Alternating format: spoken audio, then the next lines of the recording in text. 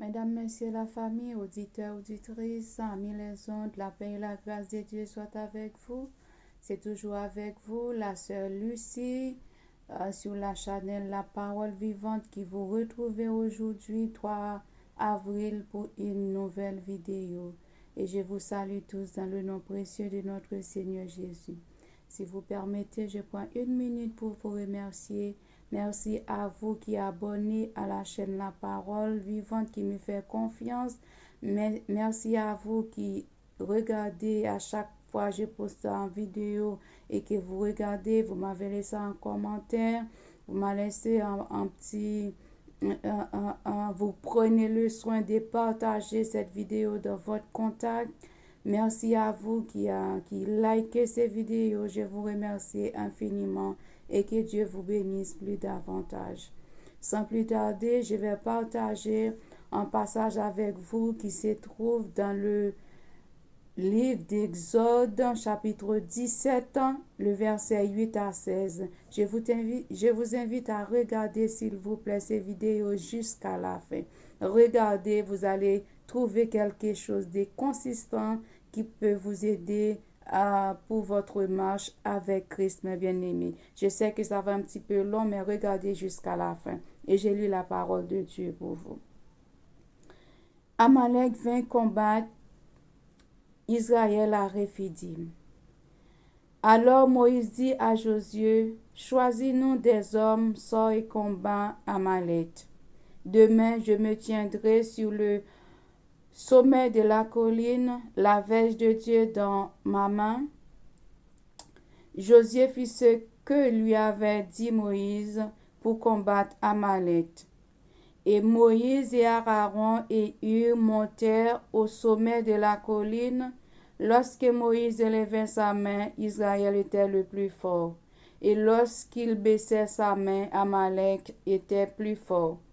Les mains de Moïse étant fatiguées, il prit une pierre qu'il plaçait sous lui, et il s'assit dessus. Alors, Aaron et Hur soutenaient ses mains, l'un d'un côté, l'autre de l'autre côté, et ses mains restèrent fermes jusqu'au coucher du soleil. Et Josué vainquit Amalek et son épée et son peuple au tranchant de l'épée. L'Éternel dit à Moïse, écris cela dans le livre pour que le souvenir s'en conserve, et déclare à Josué que j'effacerai la mémoire d'Amalek de dessus les cieux. Moïse bâtit un autel et lui donna pour nom l'Éternel est ma bannière. Il dit, parce que la main a été levée sur le trône de l'Éternel, il y aura guerre de l'Éternel contre Amalek de génération en génération. Parole du Seigneur. Amen. Mes bien-aimés, je vous parlais aujourd'hui de le secret du combat de l'Éternel. Notre sujet, le secret du combat de l'Éternel. Et j'ai qu'un point à débattre avec vous, c'est que c'est la puissance de l'unité. Je vais parler des deux hommes, comme vous le savez déjà, j'ai fait la lecture, qui c'est Amalek et Moïse.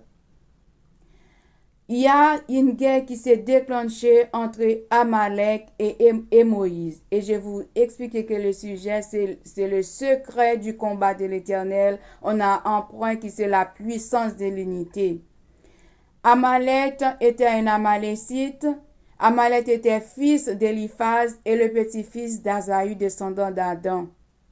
Descend attaquait le peuple d'Israël à Rephidim dans le désert de Sinaï. Moïse était le chef législatif par qui Dieu choisit en Égypte pour soutenir le peuple d'Israël. En fit une nation et amener le peuple d'Israël à la terre promise. Amalek représentait les Amalécites et Moïse représentait le peuple d'Israël. Il y a une guerre qui s'est déclenchée entre Amalek et Moïse. Pourquoi la guerre s'est déclenchée entre Amalek et Moïse? C'est parce que Amalek était un ennemi féroce de Dieu. Il était un ennemi féroce, un ennemi féroce, excusez-moi, du peuple Israël et un ennemi juré de Dieu. Et Amalek est un type de la chair. Son cœur est dur et il est méchant. Son cœur est méchant. N'oublie pas dans Jérémie 19, Jérémie 17, le verset 9 nous a dit, « Le cœur de l'homme est tortueux par-dessus tout, il est méchant, qui peut le connaître. » C'est ce type d'homme-là qui Amalek était parce qu'il était vraiment méchant, son cœur est dur. Et Moïse lui-même, c'est pourquoi Moïse a demandé l'aide à Josué, à son assistant Josué, de descendre, de chercher des hommes et combattre Amalek. Parce que combat était dur. Puisque Moïse était sur l'esprit de Dieu et Amalek était de la chair, ça ne marche pas pour ces deux hommes-là.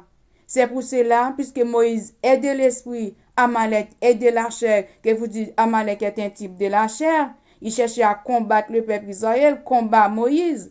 Mais Moïse qui est de l'esprit, c'est Moïse qui devait dominer sur lui puisque Moïse était de l'esprit. Il a dit à Josué, sors, chercher des hommes forts et combat Amalek.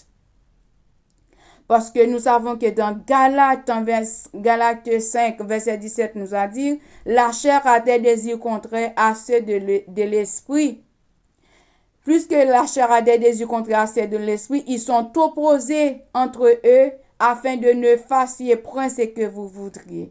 Puisque ces deux hommes-là, ils sont opposés, eh bien, il y a la guerre qui s'est déclenchée entre Amalek et Moïse. Et Moïse a dit, Josué, sors. Il n'a pas dit de sortir, de chercher des hommes forts. Il n'a pas dit de chercher des hommes. C'est chercher des hommes forts pour combattre Amalek. Et Josué fit ce que Moïse avait demandé de le faire. Moïse descend et combat Amalek. Excusez-moi, c'est pas Moïse, c'est Josué. Il descend avec son troupe et combat Amalek. Il a remporté la victoire. Josué a dit, et Moïse a dit à Josué, Josué, je peux pas aller avec vous. Moi, je vais monter sur la montagne, sur le sommet de la montagne avec le verge de Dieu à la main pour implorer le secours de l'Éternel. Et toi, tu sors chercher des hommes pour combattre Amalek. Il était avec lui, Aaron et Hur. Le bâton dans la main Moïse signifie la relation avec Dieu. Et si vous êtes des personnes responsables de Dieu, des affaires de Dieu, il faut avoir des relations avec Dieu. Parce que quand ça m'arrive, vous avez besoin de quelqu'un qui peut vous délivrer. Et c'est l'Éternel seul qui peut vous aider à s'en sortir dans toutes les situations. Et Moïse était monté sur la montagne. La Bible nous a expliqué, quand Moïse a levé la main, eh bien, les Israélites étaient le plus forts. Et quand ils baissaient la main aussi, les Amalécites étaient le plus forts. Eh bien, il a besoin des hommes qui peuvent le soutenir. Ça me fait sentir dans le ministère de Dieu, vous ne pouvez pas être tout seul, mes bien-aimés. Vous avez besoin de quelqu'un qui est à côté de vous. Moïse avait besoin d'un Hur, il avait besoin d'un Aaron, il avait besoin d'un Josué pour lui supporter dans le combat, dans les batailles qu'il menait, mes bien-aimés. Et quand Moïse a vu c'était trop dur, les bois étaient faibles, il y a Aaron a pris un bois, il y a Hur qui a pris un bois, ils ont soutenu Moïse que les mains soient restées là-haut pour chercher la présence de Dieu. Et quand vous élevez la main c'est lever, c'est le symbole de victoire. Et quand vous balancez les mains devant Dieu, vous dites à Dieu que je suis en détresse, j'ai besoin de secours, j'ai besoin en aide, j'ai besoin de quelqu'un qui peut m'aider. De la même façon, quand vous êtes sur la route avec une voiture, la voiture est en panne, vous mettez le feu de détresse pour annoncer à les gens qui viennent derrière vous que j'ai une détresse. Mais quand vous élevez la main, vous implorez le secours de l'Éternel pour demander à dire que je suis en détresse, j'ai besoin des aides. Et vous qui êtes, mes bien-aimés, fatigués, chargés, des fois vous pouvez pas prier, rentrez dans votre chambre, excusez-moi, balancez la main devant Dieu pour demander à Dieu secouer. Vous allez voir que vous allez trouver la force, vous allez trouver l'esprit des prières venu sur vous et vous allez faire toutes sortes de prières, mes bien-aimés. Et Moïse était remporté la victoire avec les mains élevées, avec un Hur, avec un Aaron. Et qu'est-ce que je voulais dire par là? Vous qui êtes pasteurs, les responsables de l'église, mes bien-aimés, ne soyez pas égoïstes en travaillant en collaborateur avec les autres personnes qui sont à côté de vous. Il faut travailler dans l'unité, mes bien-aimés. Je vous dis, le point qu'on a à débattre, c'est la puissance de l'unité. Dans l'unité, quand nous sommes unis ensemble, nous allons remporter la victoire. Quand nous sommes unis ensemble, nous n'allons pas baisser les bras devant l'ennemi, mes bien-aimés. Il faut travailler en collaborateur, en unité avec les personnes qui sont à côté de vous, mes bien-aimés. Vous qui êtes pasteur et leader, responsable, bishop, archevêque, vous avez besoin des personnes à côté de vous. Vous ne pouvez pas faire le travail de Dieu tout seul. Vous savez, si Moïse était tout seul, quand les bras étaient fatigués, ils ont baissé les bras. Amalek a fait des coups à tuer des soldats israélites. Mais quand ils ont levé la main, ça veut dire, vous qui êtes dans le ministère de Dieu, vous avez besoin d'un Hur à côté de vous. Vous avez besoin d'un Aaron à côté de vous. Vous avez besoin d'un Josué à côté de vous qui peut soutenir, mes bien-aimés. Il faut supporter les uns les autres. La vie, il y a de hauts et de bas. Ça peut arriver, il y a un inconvénient avec un collaborateur. Il faut nous unir ensemble, mes bien-aimés, pour nous savons, on est tous dans le même bateau. On est sur le même chemin. Nous travaillons pour un seul maître. Il faut travailler, mes bien-aimés, de mieux en mieux à l'œuvre du Seigneur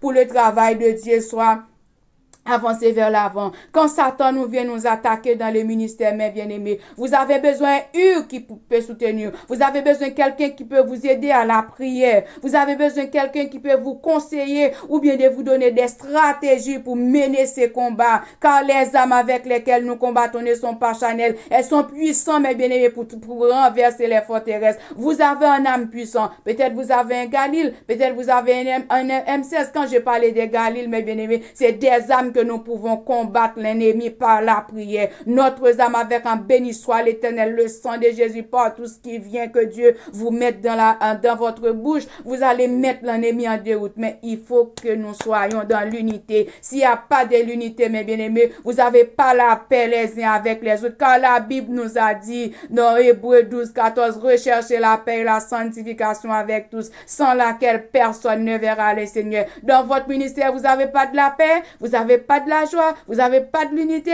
vous n'avez pas de tête ensemble, eh bien le ministère va dégringoler au fur et à mesure. Vous allez voir comment ça va descendre. Au lieu de monter de grimper l'échelle, eh bien vous allez descendre l'échelle, mes bien-aimés. Il faut travailler dans l'unité, dans le respect l'une pour l'autre. Il faut respecter votre leader et votre leader vous doit de respect aussi, puisque nous travaillons main dans la main pour un seul patron, mes bien-aimés, pour un seul maître, pour un seul Seigneur. Nous travaillons ensemble pour la gloire de Dieu. Respectez les uns les autres. Eh bien, le peuple Israël a remporté la victoire. Et Moïse a dit Josué, chercher des hommes. Il a dit Josué, va chercher des pailles. Va chercher les personnes qui ont pêché toute la journée. Il a dit, cherchez-moi des hommes forts, sort et combat Amalek. Mais bien aimé, j'ai un conseil à vous donner. Vous qui êtes bishop, pasteur ou docteur, quel que soit les grades que vous avez.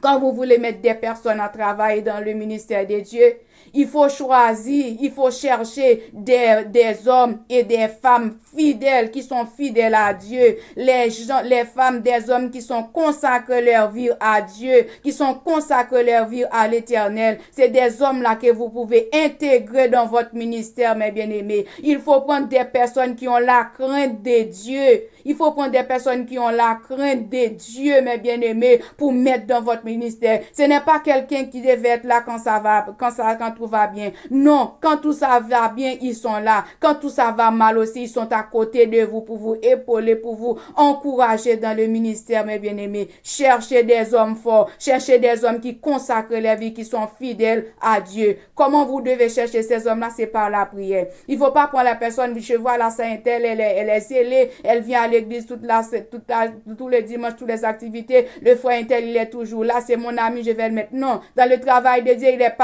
n'y a pas d'amis dans le travail de Dieu. Je peux beau être ami, mais la façon que je me comporter, si vous voyez par la grâce de Dieu en moi, il ne faut pas me donner le travail de Dieu. Le travail de Dieu, c'est les personnes qui consacrent leur vie, qui ont la crainte de Dieu, qui mènent une vie de sincérité, une vie qui mise à part. Ce sont des personnes-là que vous devez intégrer dans le ministère de Dieu, parce que Dieu est un Dieu saint. Il est un Dieu jaloux. Il ne partage pas sa gloire à un homme, ni son honneur aux idoles, mes bien-aimés. Cherchez des hommes. Dans 1 Samuel chapitre 15, verset 2 à 3, il dit ainsi: parle l'Éternel des armées. Je me souviens de ce qu'Amalek fit à Israël lorsqu'il lui ferma le chemin à son Égyptien. Va maintenant, frappe Amalek et devrait par l'interdit tout ce qui lui appartient. Tuez, ne l'épargnez point. Et tu feras mourir les hommes, les femmes, les enfants, nourrissons, bœufs, brebis et tous les chameaux, les ânes, tout ce qui sont appartient, mes bien-aimés. Lorsque vous êtes des servantes et des serviteurs de Dieu, il faut être à l'écoute du maître, mes bien-aimés. Il faut faire ce que vous entendez que le maître vous a demandé de les faire. Serviteur Josué à Moïse était à l'écoute du maître. Il fait ce que le maître a demandé de les faire, mes bien-aimés. Nous devons suivre ces traces-là. Et quand Satan nous vient attaquer, quand Satan nous vient envahir pour nous intimider, il faut être sans pitié pour Satan, le diable, mes bien-aimés. Dans le ministère de Dieu, vous n'allez pas combattre ta soeur. Il ne faut pas combattre ton frère qui est à côté de vous. Il faut combattre le Satan, le diable. Car la Bible nous a dit dans Luc 19, verset 10, voici, je vous ai donné le pouvoir de marcher sur les serpents, sur les puissances de l'ennemi, rien ne pourra vous nous, mes bien-aimés. Dieu nous avons déjà donné la victoire pour combattre l'ennemi. Dieu nous avons déjà donné l'autorité sur l'ennemi. C'est à nous de mener une vie de consécration pour saisir notre victoire. Quand il nous attaque, il faut être sans pitié. Il faut le couper, le partager, moelle et os, mes bien-aimés, pour que nous puissions remporter la victoire sur cet Amalek qui vient nous attaquer. Et dans Deutéronome 25, 19, lorsque l'Éternel, ton Dieu, après t'avoir délivré de tous les ennemis qui t'entourent, t'accordera du repos dans le pays que l'Éternel, ton Dieu, te donne en héritage, en propriété. Tu effaceras la mémoire d'Amalek dessus. Les cieux n'oublient point. Mais bien-aimés, ma soeur, vous qui avez un Amalek derrière vous, je ne sais pas quel Amalek qui est derrière vous, mais il faut être sans pitié pour ces Amalek-là. Demandez à Dieu le pouvoir, la puissance, l'autorité, d'écraser cet esprit Amalek-là qui vous empêche de rester avec la paix, qui vous empêche de rester avec la joie, qui vous empêche de rester dans l'unité, de l'amour l'une pour l'autre. Il faut qu'on terrasse. On va terrasser cet esprit d'Amalek-là afin que nous allons remporter la victoire, mes bien-aimés.